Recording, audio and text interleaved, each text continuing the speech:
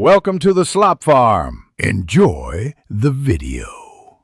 You start by naming who eats what and why that matters. This avoids conflict later. First, state allergies and firm preferences, then pick a simple portion plan like equal shares or 1/2 plus smaller kids' portions.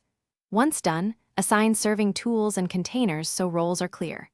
Make sure to explain consequences, food waste, or upset family members. You're building a small system that keeps mealtime efficient and fair, so keep instructions direct and visible.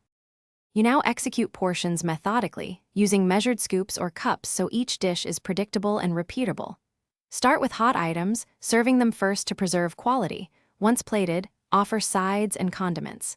If someone wants seconds, let them request in a set order to prevent grabbing and imbalance.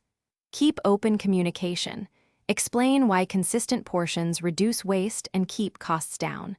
Once plates are done, label leftovers and store promptly to prevent confusion later. You finish by clearing a shared zone for used dishes and labeling stored portions with dates and reheating notes so everyone knows what's whose.